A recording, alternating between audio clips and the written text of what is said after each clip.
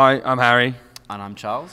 We are White Lies, and you're watching AMBY. Hey everyone, it's Leisha from AMBY, and I would like to welcome you to our interview with White Lies. Hello. Hey. Hello. How are you both doing? It's been a while. Yeah. We're good. Very well. Good to be back in Canada. Yeah, we're excited to have you back in Toronto. Yeah. You had shared the other day how To Lose My Life, your debut, was officially 8 years old. How did that feel?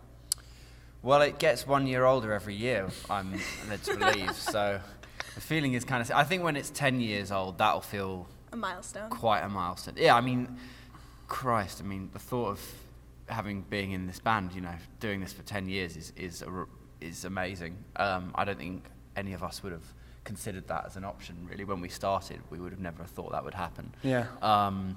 I still find it almost baffling, the thought of reaching that milestone. I think I'll feel very strange, because it does in a way just feel like only yesterday. Well, not quite only yesterday, but I remember when we were crossing the border earlier, we were obviously very near Niagara, and I think it was in 2009 when we were touring. It was when we were in America for the first time that we visited Niagara Falls, and we haven't since. But when I was thinking about it, because we were considering even going back today, we didn't, but it just feels really not that long ago. It doesn't feel like 8 years ago or whatever at all. Yeah. And I think more than the 8 years since the first record, I think about how many records we have now, and 4 albums is sort of proper. It's like getting into actually career territory. Yeah. And it's it's a tough industry to stick it out in, and to be 4 albums in, and especially with the gap that we had in between the third and the fourth, and for people to still be coming to the shows it's really great. It's a good feeling.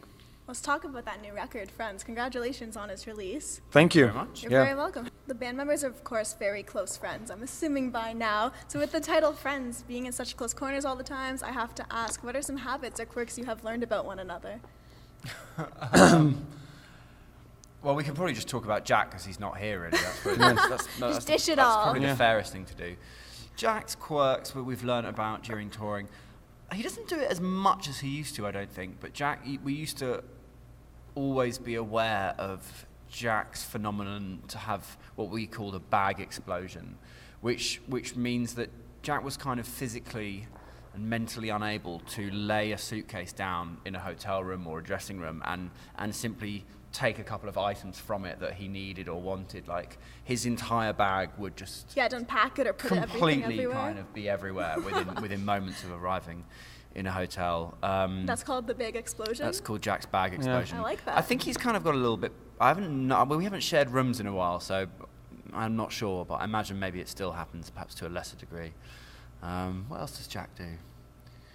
We're all kind of different when we're drunk, I think. We've learned, for a long time what... That's when the truth comes out. Well, I think certain parts of your personality come out when you're drunk, and I know that Jack, when he's drunk, gets quite clumsy, and I would say almost slightly camp, I think. Sort of a bit floaty with limbs in a way, and quite theatrical. Whereas Harry gets very passionate about topics. You can tell when Harry's had a few whiskies, because he will get quite earnest about something that he's read recently that suddenly becomes really important to speak about, I think.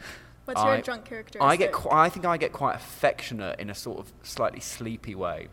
I'm kind of like I could just sort of like cuddle up.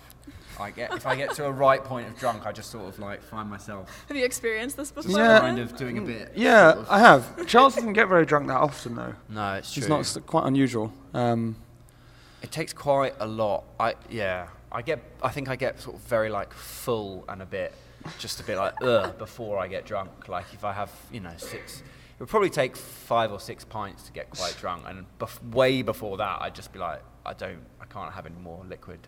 Yeah. Yeah. Cool. It's always it's fun. And I don't think, we do.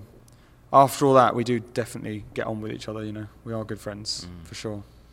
Yeah. It wouldn't be. I don't think it would be possible to do what No. we do if you even slightly disliked each other, really. Because it's you You'd know. just be at each other's throats pretty Yeah. much the whole time. Well, Yeah. you might not. You Well, I don't know. It's actually worse to be just ignoring each other. You just not you talking. exactly yeah. You It'd just be very isolating, I think. Yeah. It'd be really horrible being on tour. Yeah, be really Yeah, lonely. I mean, really. you do hear occasionally of certainly bigger bands that all have separate cars from airports, and even bands that don't even stay in the same hotel. Like they insist on. They go home every day, Charles. Well, yeah, just things like that, and I could guess- do it. I could hate you then.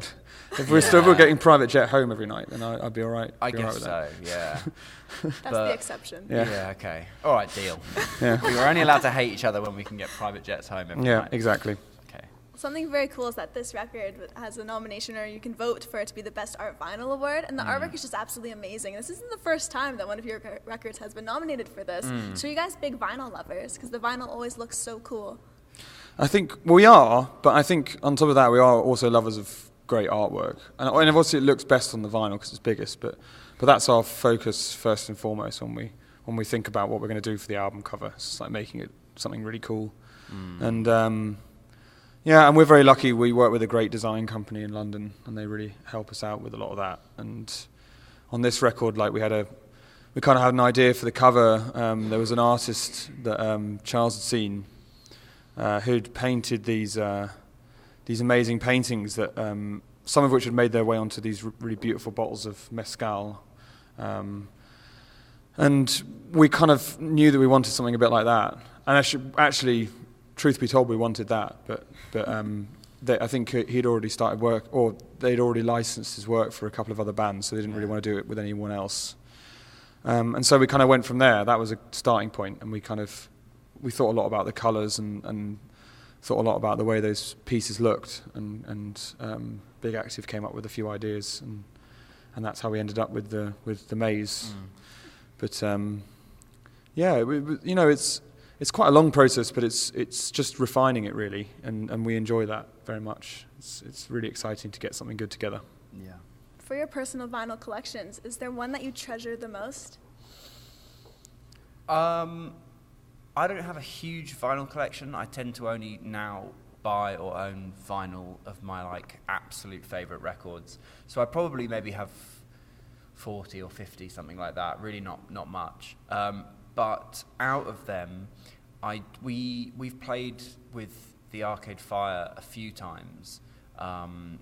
Been lucky enough to support them, and one time I did go out of my way to travel with my vinyl copy of Neon Bible in order for them to sign it, which they did all sign it, and in Italy, and flew home with it. It got a little bit dog-eared on the way back, but I would say that's quite a prized possession because I'm a fan of the band, but I'm a massive fan of that album in particular. So that was, yeah, I'm really glad I've got a 2 Charles from Arcade Fire on that vinyl. Yeah. I don't know. I don't really know if I treasure things that much, to be honest. So I wouldn't be that. I mean, I suppose I think the music on the vinyl is more important perhaps than the vinyl itself. And I obviously love listening to music, and listening to music on vinyl is really fun. But I'm going to say something really vain, in fact, which is that I can't remember which record it is. I think it might be the Big TV, our third record, but I own vinyl copy number 1, which I think is, one day will be worth Yeah, that's something to be proud of. That's cool. 5p more than any of the other vinyls. So I think that's pretty cool. Well, I want to do a little quick fire round with the two of you, so just say Okay. whatever comes to mind first. Okay. Okay. Should we take it in turns, or do you want an answer? We'll just go back and forth, Okay. exactly. All right, you ready for this? Right, Yeah. you start, Harry. Okay, I'll start. What was the first gig you went to?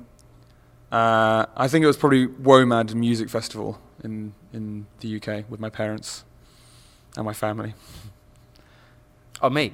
The first gig I got taken to was a group called Penguin Cafe Orchestra, who I now actually really love by my parents. But the first gig I went to of my own accord, slightly different, was a band called Machine Head, who wow. I would probably not go to anymore.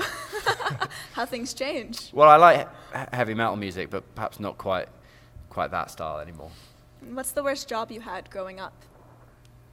I worked for one day inputting data into Excel.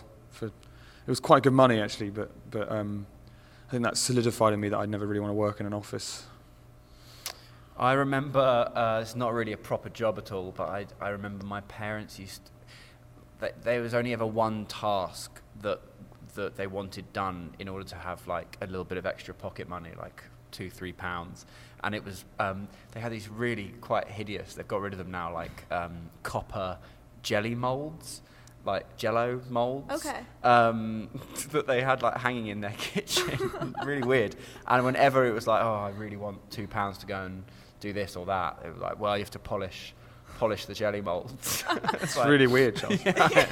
And I really hated it, but I knew that was the only way of, that was the only job I could do that would get me. How many times do you think you did that when you were younger? Just probably only about 5. Oh, okay, so it's not too bad. Every day. I really, because the fumes were awful, and I just didn't like it. Which toppings must go on your pizza? I think just cheese and tomato. I mean, those are the only essential ones, really. Yeah, probably. I'd be happy with a cheese and tomato pizza. Anything else is just an added bonus. Maybe a leaf of fresh basil leaf or something. So. Wow, treat yourself. Yeah. I like pepperoni. I'm a big pepperoni fan. Yeah, but I can add a few things to that. I like maybe some char-grilled broccoli. I quite like that on a pizza. Yeah. And for the last one, who would your dream jam session be with? Ooh, good question. I don't know. That's really tough to answer because I don't think I'd like to jam with any of my favourite musicians because I think I would be revealed to be not a great musician in comparison to them very quickly. Having said all that, I don't know. I think playing with someone like Herbie Hancock would be really great because he's such a creative powerhouse, and I think that he would adapt very quickly to anything that you wanted to play, and I think he would play something really interesting. So Herbie Hancock and his sort of Headhunters era band.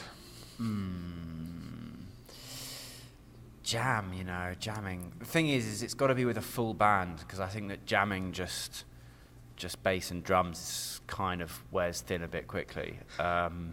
So I would say, we're in Canada, so I would like to take Geddy Lee's place in Rush and jam with the other 2 members of Rush. Very cool. That is actually true. I would fucking love that.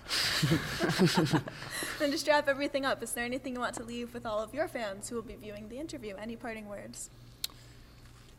Oh, I guess I just hope it's not too long before we come back because it'll be, we do love playing in Canada and being in Canada. Yeah. And we know that we have lots of great fans here. Well, we sold the show out, which is amazing. Yes. So that's a good indication that people might like us to come back. So hopefully we'll be back. Yeah, hopefully soon. Thank you so much for joining me today. Pleasure. Thanks. You're welcome. And remember, to everyone viewing, you can visit us at musicblogia.com for all exclusive interviews, features, videos, and so much more. See you next time.